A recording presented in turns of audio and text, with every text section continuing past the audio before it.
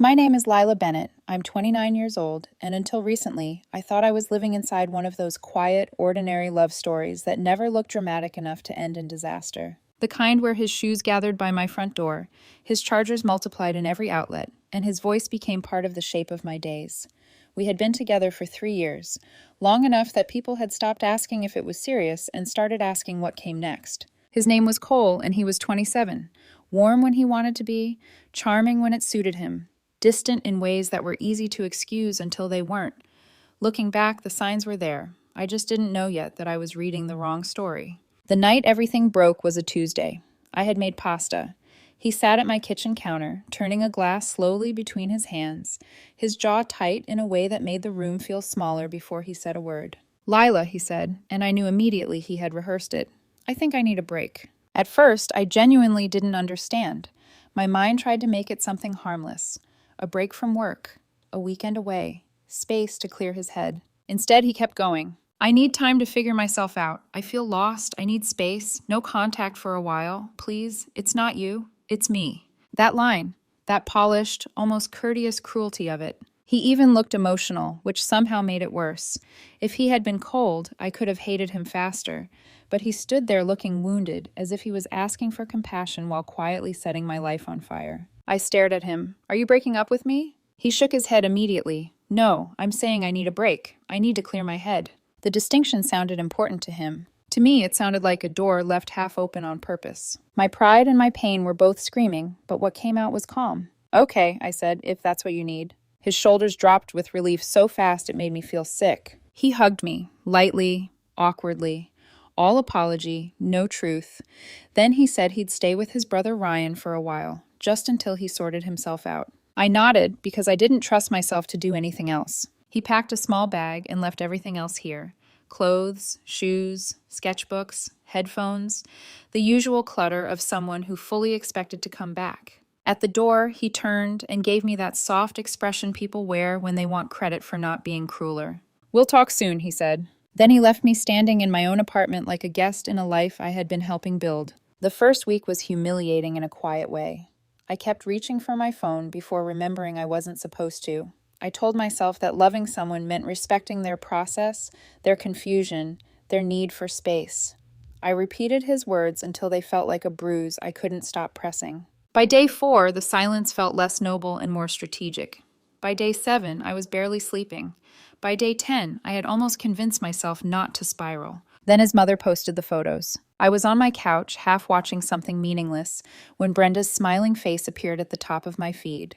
She was polished, overly involved, and the kind of woman who called manipulation family concern.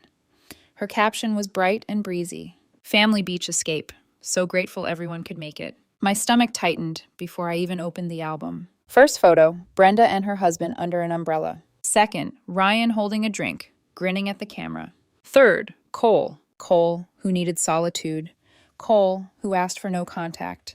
Cole, who was supposedly somewhere quiet, finding himself. He was smiling in broad daylight with his arm around a woman I recognized 1 second later. Emma, his high school sweetheart. The ex he had called ancient history. The ex he said meant nothing. There were more photos. At dinner, she was leaned so close into him she might as well have been in his lap. On the beach, they were laughing in the surf. In another, Brenda had tagged Emma like she belonged there. I sat up so fast the blanket slid off my legs. That was the moment it stopped being a break. He had not stepped away from me to find himself. He had stepped away from me to see whether something old still had a pulse, and Brenda had been involved enough to post the evidence herself. I didn't cry. That might sound strong. It wasn't. It was colder than strength. I took screenshots. Every photo, every caption, every tag, every timestamp. I backed everything up twice, then sat in the middle of my living room and looked around at all the things he had left behind, because he assumed I would still be here when he came back.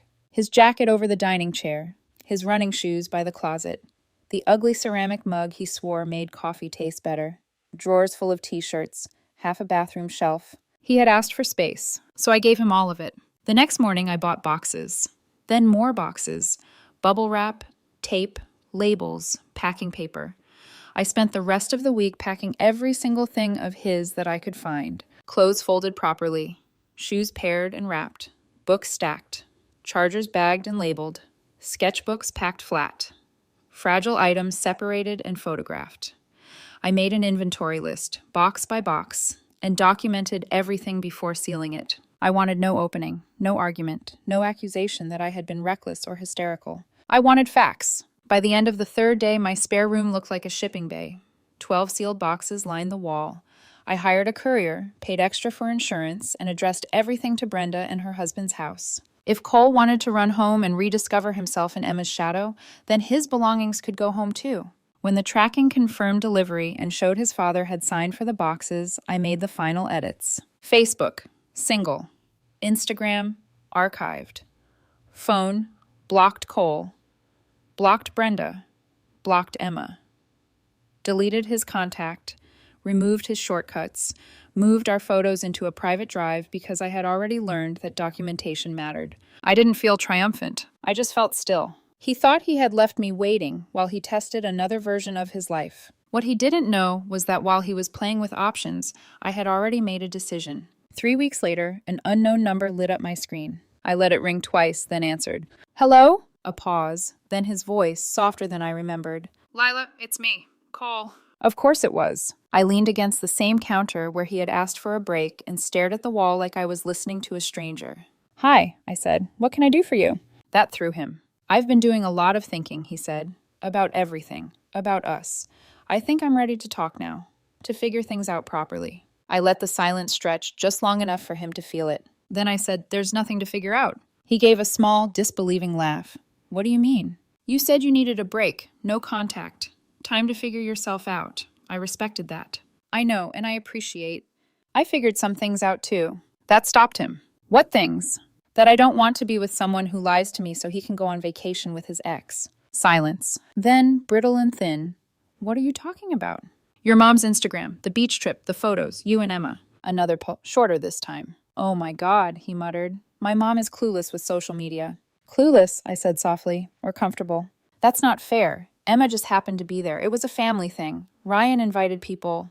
Cole. I said his name once, evenly, and he stopped talking. You do not accidentally end up on a beach trip with your ex while telling your girlfriend you need solitude and no contact. It wasn't like that, he insisted. I was confused. I needed space to think. And yes, Emma being there made things more complicated, but that's why I needed the break. I almost smiled. So your version of figuring things out was testing something with her while keeping me on standby. No, that's not what this is.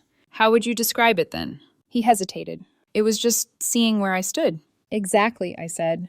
You were seeing where you stood, just not with me. He wasn't confused anymore. He was cornered. Lila, I came back, he said, voice tightening. Doesn't that tell you something? I chose you. There it was, the entitlement. You didn't choose me, I said quietly. You circled back when your experiment was over. That's not fair. I said I needed a break, not that we were breaking up. There was a difference, I said. I said, for you. He exhaled sharply. So you just decided we're done without even talking to me? I respected your request for no contact. You didn't give me the option to talk. That's not the same thing. You were supposed to wait until I was ready. I brushed my fingers against the edge of the counter. I didn't wait. A pause. What does that mean? It means I moved on, starting with your stuff. His voice changed instantly. What about my stuff? All of it. Everything you left here. I packed it, documented it, and shipped it to your parents' house. Dead silence. Then, you what? It was delivered 3 weeks ago, signed for by your dad. I have the confirmation. You can't just do that, he snapped, panic rising. My things were in your apartment. I thought about telling you, I said, but you asked for no contact. That's not what that meant. We are over, I said simply. Then came the outrage over the objects. Headphones, watch, art supplies, fragile things. He talked about them with more emotion than he had shown me. I packed them better than you ever did, I said. Everything was insured, every box documented. He gave a short, disbelieving laugh. This is unbelievable. Petty. Maybe, I said, but effective.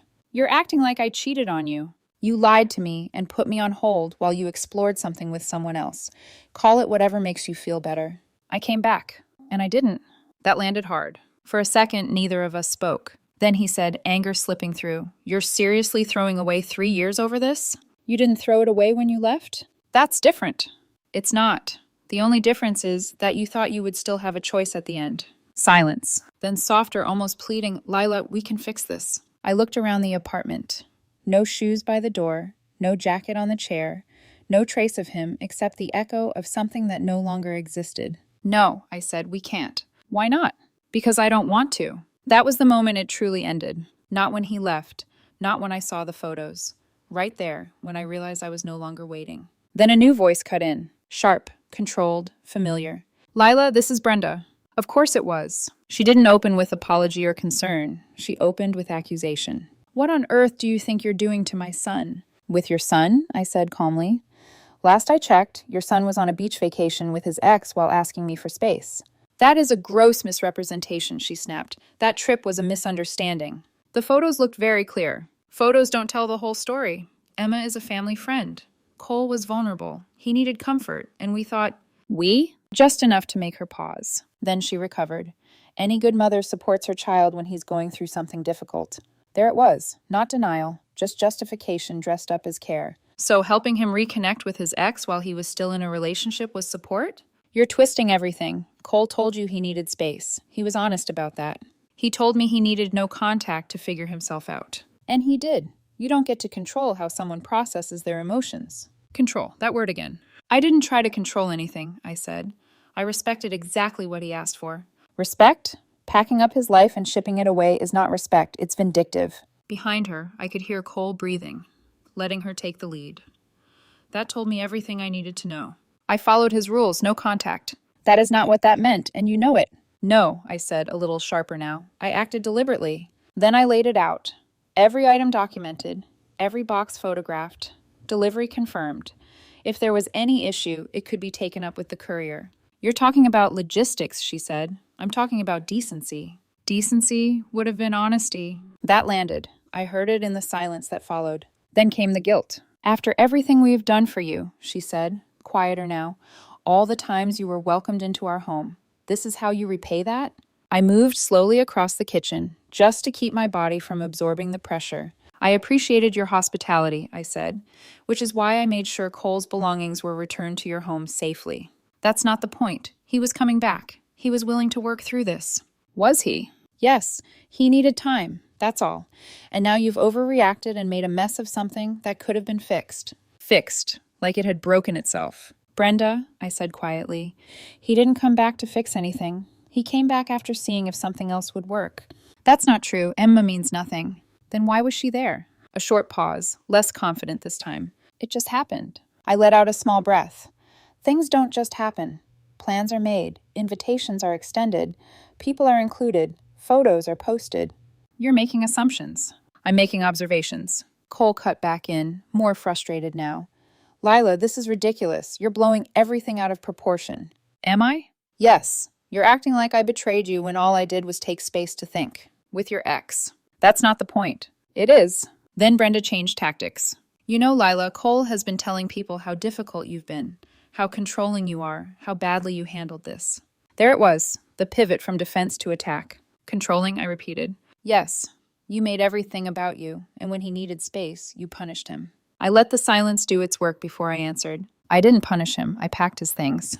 That's exactly my point. No, I said, that's the difference. Then I made it clear. If either of you wants to tell people I was controlling, you're welcome to try. But I have screenshots, timestamps, shipping records, inventory lists, and photos of every box I packed. The line went still. I'm not interested in drama, I said, but I will protect myself if you try to rewrite what happened. A long pause. Then Brenda, smaller now. You wouldn't dare. Try me. Silence. Then Cole, softer, almost careful. Lila, you don't need to be like this. I don't need to be anything, I said, except done. Then I ended the call and blocked that number too. The quiet returned, but I already knew they weren't finished.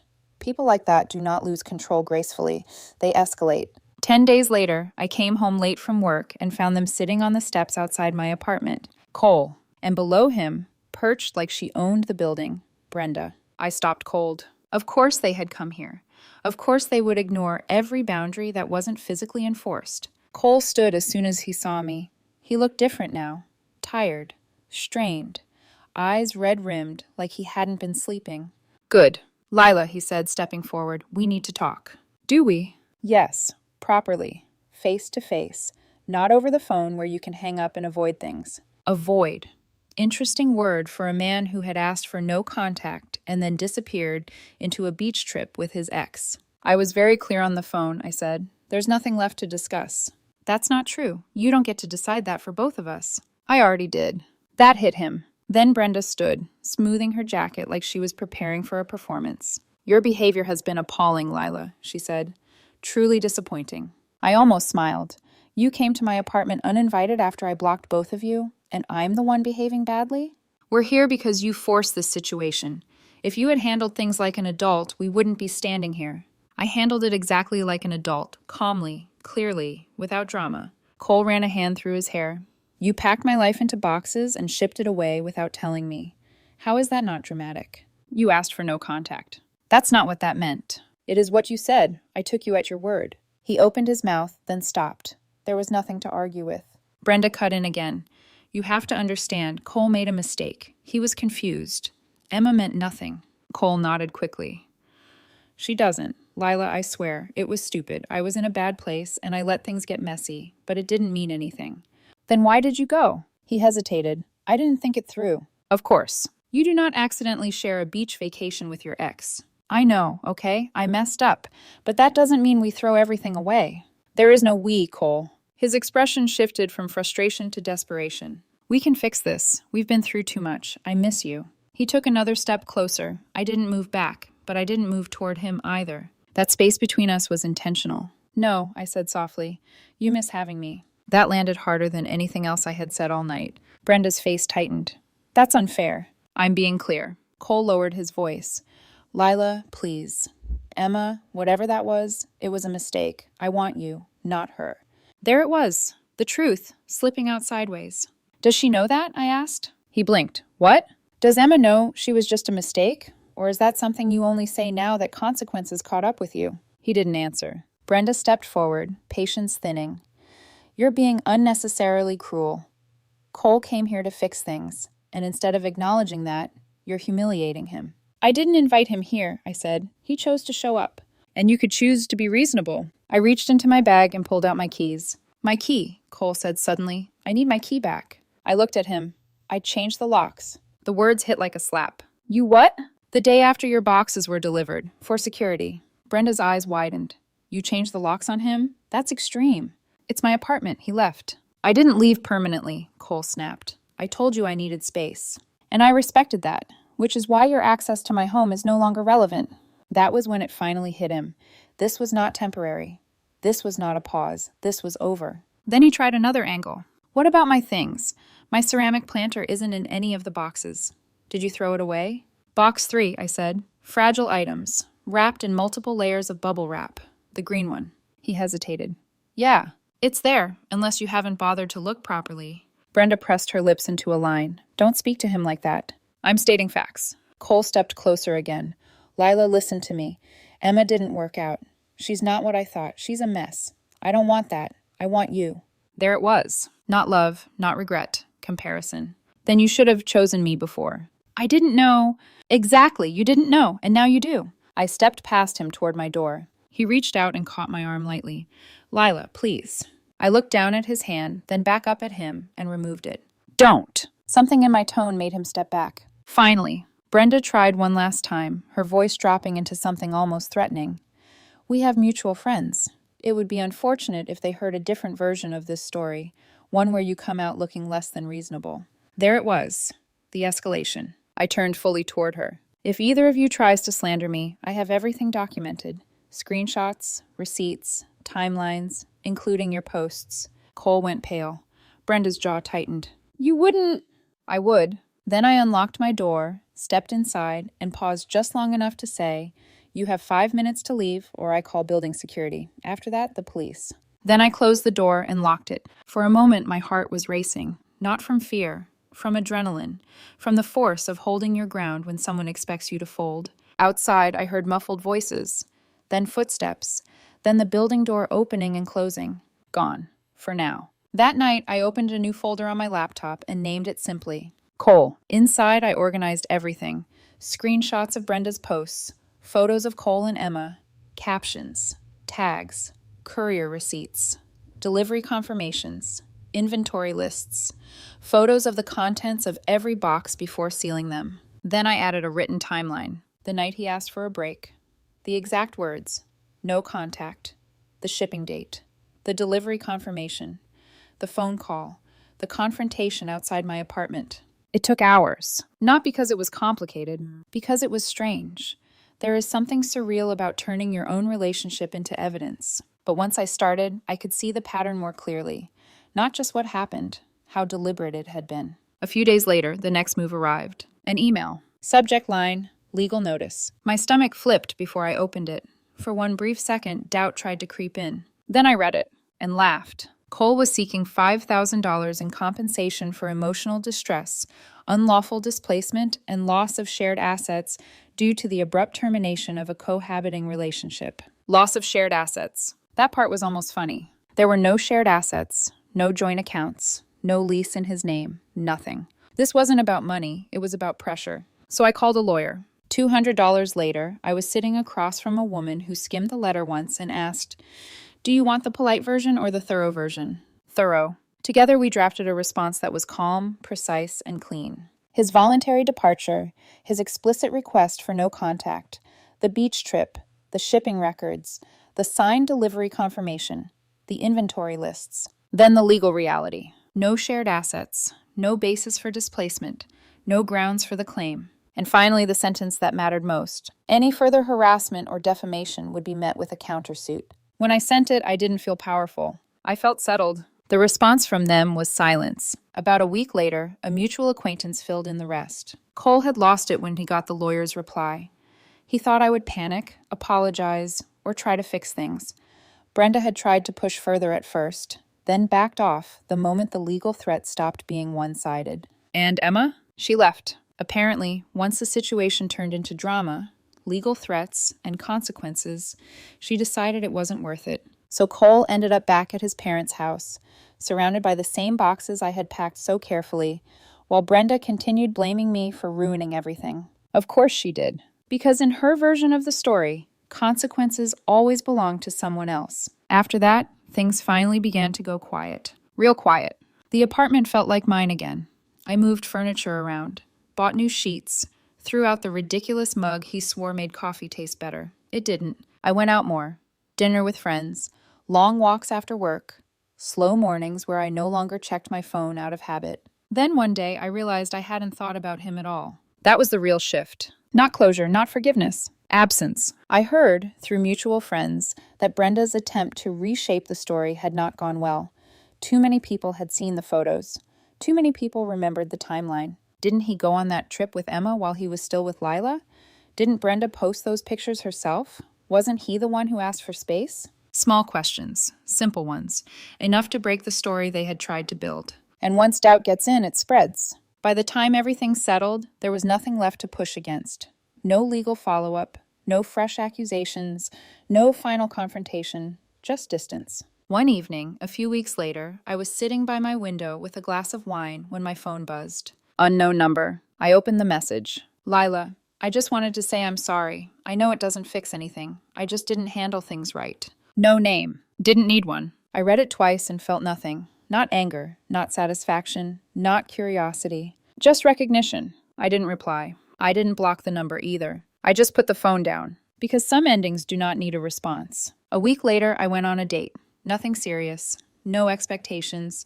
Just dinner, conversation, and the quiet realization that I could sit across from someone new without comparing, without guarding, without carrying anything unfinished with me. It wasn't about replacing anything. It was about moving forward. Looking back, the strangest part of everything wasn't the betrayal, or the confrontation, or even the legal threat. It was how simple the ending really was. I didn't scream, I didn't chase, I didn't try to win. I stepped back, closed the door, and let them deal with the version of reality they had created. People talk about revenge as if it has to be loud. But sometimes the cleanest ending is removing yourself so completely that their chaos has nowhere left to go but back onto them. And in the silence that follows, you realize something important. You were never the one who lost anything. You were the one who stopped holding it together. And once you did, everything else fell exactly where it was always going to.